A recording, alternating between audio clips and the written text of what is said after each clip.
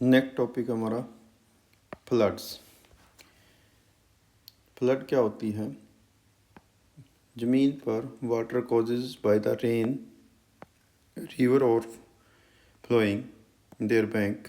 देखो, फ्लड का मतलब होता है कि बहुत ज़्यादा पानी ज़मीन के ऊपर फैल जाना। अब उसके पीछे कारण क्या हो सकता है? नंबर 1, रेन हो सकती है, ओवर रेनफॉल। दूसरा, रिवर ओवर फ्लोइंग हो सकती है, increase in the reservoirs of the water. जो पानी के भंडार हैं उनमें मात्रा बढ़ जाना, यानी उसके किनारे टूट जाना। विंड्स, बहुत तेज़ हवाएं हों, उनके साथ बारिश हो जाए। Cyclone, tsunami, melting of glacier and sea tide, ये सब इसके कॉज हो सकते हैं जिसके कारण किसी एरिया में फ्लड आ सकती है। समटाइम रिवर ब्रीच और ब्रस्ट देयर बैंक, कभी कभी नदी अपने किनारे तोड़ देती है। देयर में also be A dam burst या थंडर स्टॉर्म, कभी कभी किसी डैम के टूट जाने से, या थंडर स्टॉर्म मीन्स थोड़े समय में बहुत तेज़ बारिश होना। ऐसे ही हो सकती है। झंझावत बोलते हैं इसको, तड़ित झंझा, तेज गर्जना होती है, बिजली चमकती हैं और बारिश होती है। एंड ए सुनामी, जैसे 26 दिसंबर 2004 को इंडियन ओशन में सुनामी आई थी। उसके कारण से बहुत बड़े एरिया में फ्लड आई थी कई सारे कंट्री में। Such a violent splash of water is called flash flood. अब इनके कारण से अचानक, जैसे हिली एरिया में होता है कि वहाँ पर ऊंचे पहाड़ी एरिया में बारिश हो जाए अचानक और सारा पानी नीचे की ओर भागे, तो उसके कारण से जो नीचे वाला प्लेन एरिया है उसमें बाढ़ आ जाती है, जिसको फ्लैश फ्लड कहा जाता है। The area drain by A water of river is called drain basin. जिस एरिया से नदी बह रही है तो उस एरिया को, उस नदी का रिवर बेसिन कहा जाता है। The flattish area alongside river channel covered by water draining flood is called flood plain। जिस एरिया में जो मैदानी भाग होते हैं नदी के, मैदानी जहाँ से नदी बहती है, तो उसके दोनों तरफ का जो एरिया होता है उसको फ्लड प्लेन कहा जाता है। क्यों? क्योंकि रेनी सीजन में रिवर के वाटर ओवर हो सकता है और इस एरिया में पानी फैल सकता है। The area in the upper course of river which catch rainfall and feed the river is called catchment area. जो ऊपर का एरिया होता है, जो हिली एरिया होता है, जहाँ से नदी को मेनली पानी का सोर्स है, उसको कहते हैं कैचमेंट एरिया। ए स्ट्रीम और a small river join the main river is called tributary. Tributary क्या होगी? मान लो एक नदी बह रही है, उसमें दूसरी नदी आकर मिल जाती है, तो ये जो मेन नदी है उसमें दूसरी जो सेकंड रिवर आकर मिल रही है वो उसकी ट्रिब्यूटरी कहलाएगी, क्योंकि वो अपना सारा पानी मेन रिवर में डिपॉजिट कर देती है या ऐड कर देती है। The point from where river begin is called origin. वह स्थान जहाँ से नदी शुरू होती है, जैसे मान लो इसमें ही एग्जाम्पल लें, जैसे गंगा नदी है वो गौमुख से या गंगोत्री ग्लेशियर से ओरिजिनेट करती है, तो ये इसका ओरिजिन कहलाएगा। ए पॉइंट या a place where river join the sea is called mouth. नदी बहती जाती है और आखिर में जाकर समुंदर में मिल जाती है। तो जहाँ नदी समुंदर में मिलती है, किसी ओशन में मिलती है, या वहाँ पर अपना पानी डिपॉजिट कर देती है, उसको रिवर का माउथ कहते हैं। The high relief feature that spreads to drainage basin is called water divide. मान लो एक नदी उधर बह रही है, एक नदी दूसरी तरफ बह रही है, तो जो बीच का ऊंचा भाग होगा तो ये वाटर डिवाइड, ये माउंटेन हो सकता है या कोई प्लेन एरिया भी हो सकता है। जैसे हरियाणा में जो अम्बाला है, ये वाटर डिवाइड के रूप में जाना जाता है। कुरुक्षेत्र अम्बाला का जो एरिया है ये वाटर डिवाइड के रूप में जानते हैं नॉर्दर्न प्लेन में। क्यों? क्योंकि इससे जितनी भी आगे वेस्ट की ओर रिवर हैं, जैसे सरस्वती, मारकंडा, टांगड़ी, गग्गर, सतलुज, ब्यास, रावी, चिनाब, झेलम ये सब वेस्ट की ओर फ्लो करती हैं, जबकि यमुना, गंगा, गोमती, घाघरा, तीस्ता ये सब ईस्ट की ओर फ्लो करती हैं। तो ये जो बीच का एरिया है ये कहलाएगा वाटर डिवाइड, हिंदी में बोलेंगे जल विभाजक। The surface flow of water is called run of. ज़मीन पर जो पानी बहता है उसको रन ऑफ कहा जाता है। जिस जिस एरिया से पानी बह के जा रहा है वो रन ऑफ कहलाएगा। These terms are very essential to learn the order of understand the anatomy of flood. Flood की जो भाषा है उसको समझने के लिए हमें इन सब टर्म्स की ज़रूरत रहेगी। नेक्स्ट आता है onset type. Flood are regarded as slow moment in term of their origin but not in term of their happening। यदि हम बाढ़ को उसकी ओरिजिन के आधार पर देखें तो ये स्लो मोमेंट होती है, लेकिन जब ये घटना घटित हो जाती है तो ये स्लो नहीं होती, अचानक से किसी एरिया में बहुत ज़्यादा पानी भर जाता है। The most flood are preceded by heavy rainfall and melting of snow over several days। ज़्यादातर जो बाढ़ें होती हैं वो भारी बारिश के कारण और बर्फ़ के पिघलने के कारण सैकड़ों दिनों या बहुत सारे दिनों में ये घटना होती है। During this period even an ordinary person get an idea of flooding. कोई एक साधारण सा आदमी भी ये जान सकता है कि बाढ़ आएगी या नहीं आएगी इन घटनाओं को देखकर। This period is known as the probability period. तो ये संभावना का दौर होता है कि बाढ़ आने की संभावना है, क्योंकि उससे पता चल जाएगा कि रिवर में या कितनी बारिश हो रही है या बर्फ़ स्नो मेल्ट हो रही है, तो उसमें रिवर में वो सारा पानी आने वाला है।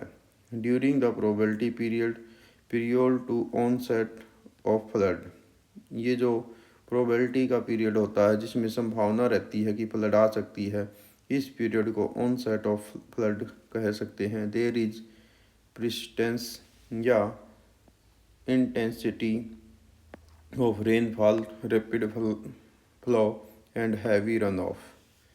इसमें ये संभावना हो सकती है कि कितनी बारिश की घनत्व कितना है, पानी का फ्लो कितना है और धरातल पर पानी कितनी तेज़ी से बह रहा है। The flood plain first receive the release of extra water. सबसे पहले जो फ्लड प्लेन है, जैसे यहाँ पर इस एग्जांपल में हमने यहाँ पर देखे थे, दोनों तरफ रिवर के इस एरिया में फ्लड आएगी, क्योंकि वो रिवर जो है मैदानी एरिया में, प्लेन एरिया में अपने जो बैंक हैं उनको ब्रीच कर जाएगी, क्योंकि पानी उसके पूरे चैनल में कवर नहीं होगा। That the channel can not hold even the dam burst regarded as major hazards. और यदि किसी कारण से डैम टूट जाता है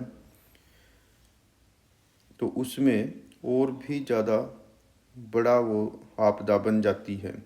probability period when a breach या crack of the reservoir wall may have been noticed globally। Dissemination of the static information collected from flood-prone streams and area has revealed that there is a probability of occurring floods। हम data को इकट्ठा करते हैं बहुत बड़े area से और उससे संभावना व्यक्त करते हैं कि किस एरिया में फ्लड की संभावना है। Once during 10 year period. Normally ये जो डाटा कलेक्शन और कैलकुलेशन की जाती है फ्लड प्रोन एरिया की, ये नॉर्मली 10 साल के प्रोबेबिलिटी के आधार पर या 10 साल के हिस्ट्री के आधार पर इसको तैयार किया जाता है। In between this period there में a milder flood every 2 year. इन 10 साल में बीच बीच में प्रत्येक 2 साल में ऐसा हो सकता है कि वहाँ पर कोई हल्की फ्लड आई हो। Even flood occurring an account of cyclone और सुनामी। वहाँ पर बाढ़ का कारण साइक्लोन हो सकता है, सुनामी हो सकती है। Producing storm surge have a certain probability period. कभी कभी जो तूफ़ानी स्टॉर्म सर्ज बोलते हैं, तूफ़ान के कारण से किसी एरिया में बहुत ज़्यादा फ्लड आना, ये कोस्टल एरिया में ऐसा हो सकता है। देन आता है सेकंड फील्ड, वो होता है warning. The central water commission CWC, एक तो ये आपके लिए खुद क्वेश्चन हो गया। इसकी full form has about 132 forecasting station in the country which cover almost all the interstate flood prone area. Bharat के अंदर CWC सेंट्रल वाटर कमीशन ये 132 फोरकास्टिंग स्टेशन देश भर में लगाए हैं, जो इंटरस्टेट यानी एक पूरे रीजन की जो प्रोन एरिया हैं, फ्लड प्रोन एरिया, उनकी मॉनिटरिंग करता है। Over 6,000 forecast are issued annually, लगभग साल भर में 6,000 के आसपास पूर्वानुमान जारी किए जाते हैं। In most cases discharge of river is within permissible limits.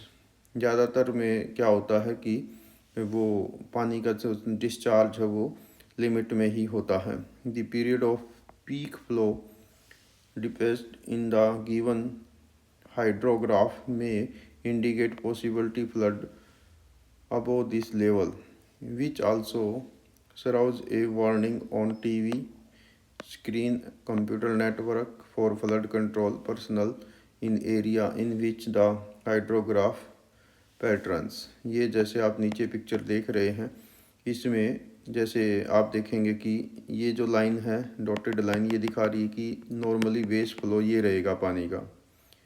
Hydrograph no flood stream discharge, कभी कभी पानी में जो है थोड़ा बढ़ाव आएगा और उसमें पता चलेगा कि पानी इस लेवल तक बढ़ सकता है, लेकिन कभी कभी जब फ्लड आती है तो जो वाटर फ्लोइंग ग्राफ है वो अचानक से बढ़ जाता है और बाद में फिर अचानक नॉर्मल हो जाता है। इसका मतलब ये जो पीरियड होगा, जैसे इंडिया में ये जून टू सितंबर हो सकता है, जब मानसून आती है, मानसून रेनफॉल होती है, तो उस टाइम रिवर में बहुत ज़्यादा ओवरफ्लो हो सकता है।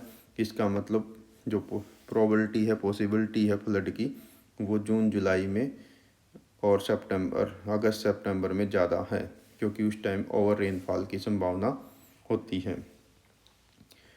The probability period discuss before all allows sufficient time for media and administrative authority to issue warning. और ये जो हम इस प्रकार की जो डेटा इकट्ठा करके उसकी एनालिसिस करते हैं, तो उससे हमें एक सफिशिएंट टाइम मिल जाता है मीडिया के माध्यम से, एडमिनिस्ट्रेटिव अथॉरिटी के माध्यम से, कि हम टाइम पे उसकी वार्निंग जारी कर सकते हैं और begins evacuation process much in advance. हम बचाव के तरीके एडवांस में अपना सकते हैं। Almost all major river system and canals have water level gauge fixed at strategic point which indicate the water level of a particular period of time. लगभग सभी नदियों में जगह जगह पर वाटर लेवल गेज फिक्स किए गए हैं, जहाँ पर महत्वपूर्ण स्थान होते हैं उन पर, ताकि इस पानी की मॉनिटरिंग की जा सके। द फ्लड या irrigation department of the government और field unit of the CWC use various other method to forecast flood and issue warning. जो इरिगेशन डिपार्टमेंट होता है सरकार का और सेंट्रल वाटर कमीशन होता है, ये अनेक तरीके अपनाता है फोरकास्ट करने के लिए। दे यूज हाइड्रोग्राफ और चार्ट। ये जो पिक्चर आप देख रहे हैं, ये एक हाइड्रोग्राफ है और इसके साथ साथ चार्ट यूज करते हैं लॉन्ग टाइम का, between heavy rainfall and peak discharge.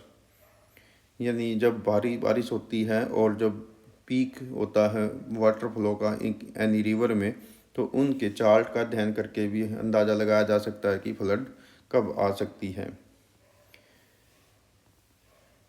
और इस पिक्चर में भी ऐसा ही दिखाया गया है कि जब हैवी रेनफॉल और फ्लडिंग का जो काल है, उसमें इसको प्रेजेंट जो सिनेरियो उसके साथ कनेक्ट करते हैं कि नॉर्मल में रिवर फ्लो में कैसी पॉसिबिलिटीज़ रहती हैं। देन आती है vulnerability, settlement in long lying area of flood plain known as peneplain. जो पेनी प्लेन ये पानी से संबंधित होता है जब रिवर चैनल बिल्कुल अपने स्टेज ऐसे स्टेज पे पहुंच जाता है कि जहाँ पर सभी प्रकार का इरोजन और डिपोजिशन की एक्टिविटीज़ हो जाती हैं, तो लगभग वो एरिया एक प्लेन एरिया में बदल जाता है। इसको पेनी प्लेन बोला जाता है। पेनी मीन्स यहाँ पर आप वाटर से ले सकते हैं, पानी के द्वारा बनाया गया प्लेन एरिया। तो ये लो लेइंग एरिया होता है जहाँ पर फ्लड आने की संभावना ज़्यादा होती है। At the mouth of the river और स्ट्रीम या स्टीप स्लोप वेयर रस ऑफ वाटर में पुट स्ट्रेचेज एट रिस्क। ये एरिया डेल्टा एरिया में हो सकते हैं, मैदानी एरिया में हो सकते हैं, या पहाड़ की स्लोप पर भी हो सकते हैं जहाँ पानी तेज़ी से नीचे की ओर आ सकता है। Houses built on slits near the mouth of river, ये हो सकते हैं industries and multi stored housing project in flood plain area. फैक्ट्रियाँ हो सकती हैं या कोई स्टोर हो सकता है जो फ्लड प्रोन एरिया के अंदर बने हों, वहाँ पर वर्नेबिलिटी ज़्यादा रहती है, यानी वहाँ पर फ्लड आएगी तो उनको ज़्यादा नुकसान होने की संभावना है। It is because surface road, drain, cover area, parking lot prevent water from seeping underground. The hydrograph also used to depict their variation.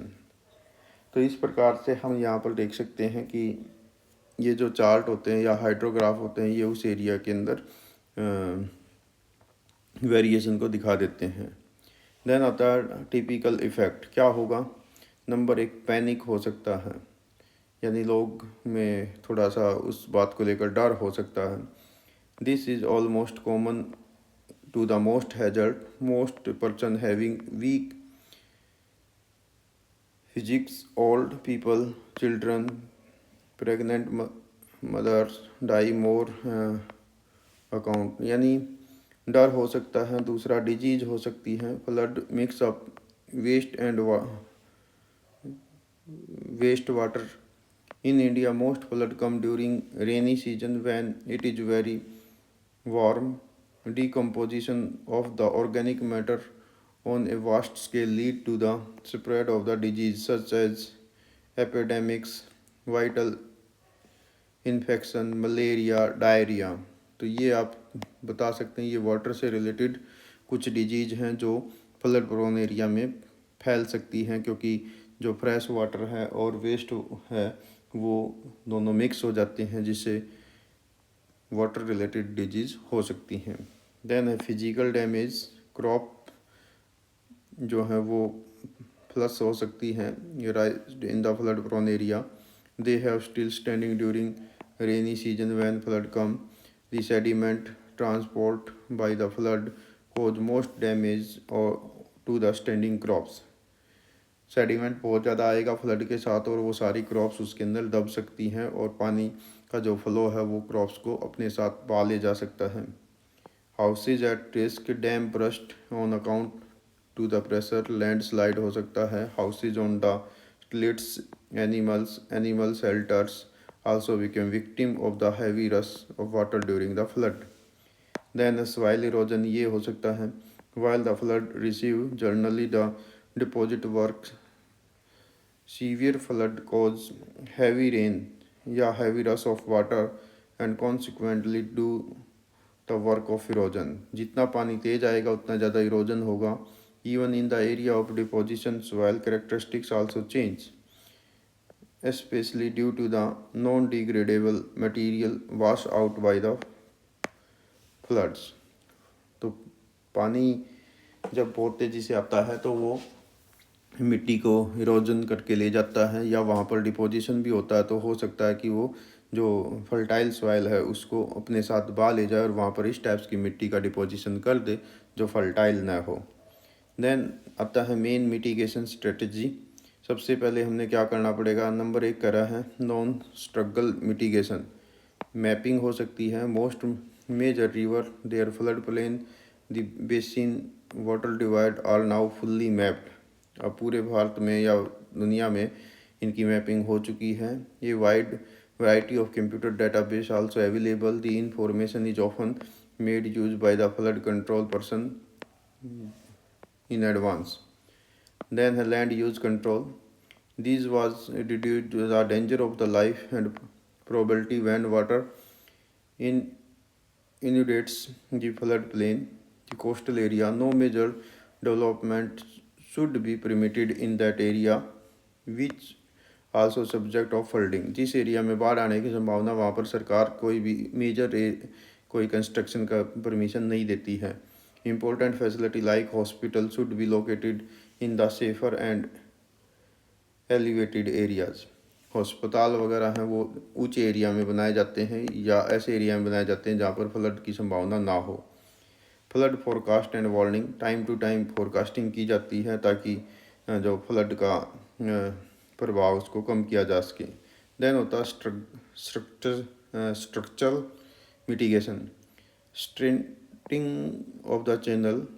इसमें क्या करते हैं, इन straightening channel water flow speedily during the flood. Meander are often twofold. Artificially straightening the main strategy of the control of the flood. क्या करते हैं कि मान लो river जो है वो मीएंडर बनाती हुई चलती है प्लेन एरिया में, तो उसमें फ्लड आने की संभावना क्या है, क्योंकि वो जब रिवर मीएंडर बनाती है तो वहाँ पर पानी की स्पीड कम या ज़्यादा होती है, उसके कारण से किनारे ब्रेक हो सकते हैं।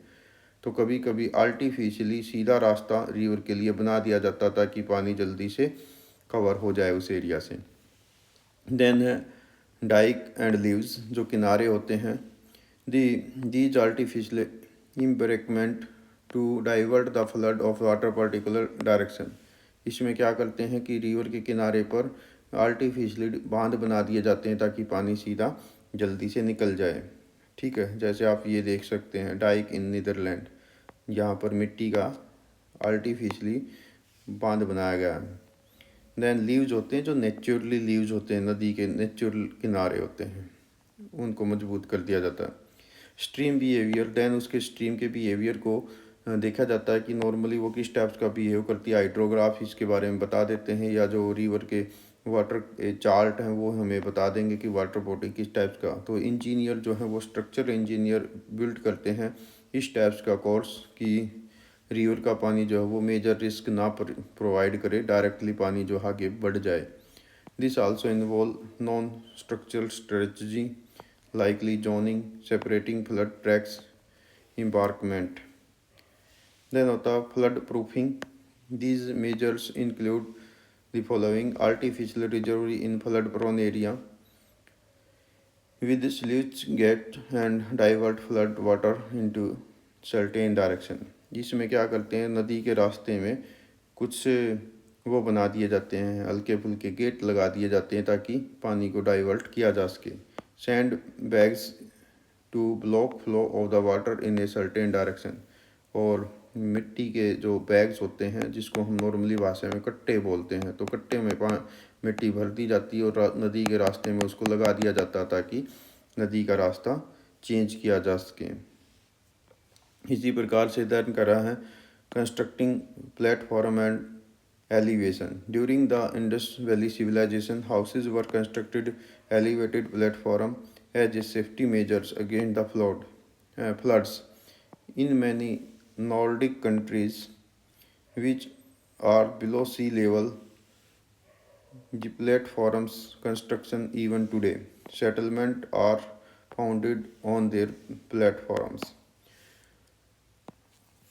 कुछ जो ऐसे कंट्री जैसे नॉर्वे, स्वीडन, डेनमार्क, फिनलैंड, उनमें आज भी जो हैं ऊंचे, जो मान लो ज़मीन ऊंची है, नॉर्मल ज़मीन मान लो ऐसे है और ये एरिया ऊंचा है, तो इस पर ही सेटलमेंट बनाई जाती हैं। इंडस वैली सिविलाइजेशन में भी ऐसा ही नॉर्मली होता था। तो यहाँ पर कुछ क्वेश्चंस भी दिए गए हैं। Flood in India are most commonly cause by, आप बताएंगे इसमें deforestation and heavy rainfall. Then which of the following measures can reduce flood risk?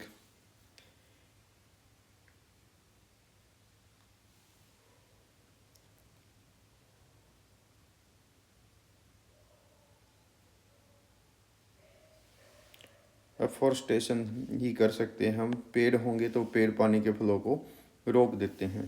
Flood are less likely in ओकार। फ्लड की संभावना कहाँ पर है? फ्लड की लेस ऑकरेंस कहाँ हो सकती है? अराइड एरिया में ही हो सकती है, क्योंकि वहाँ पर बारिश नॉर्मली कम होती है। देन आता floods are regarded as slow momentum in their origin and not in term of happening. Most people having weak, ये तो हमारा ऑलरेडी आ ही गया था। देखो, हालांकि राइड एरिया में भी कभी कभी फ्लड आ जाती है, जिसको हम फ्लैश फ्लड कह सकते हैं। वहाँ पर अगर हैवी रेनफॉल हो जाती कभी कभार, नॉर्मली इस एरिया में फ्लड नहीं आती। तो ये था आपका फ्लड से रिलेटेड टॉपिक। आगे हम पढ़ेंगे कार्बन फुटप्रिंट्स।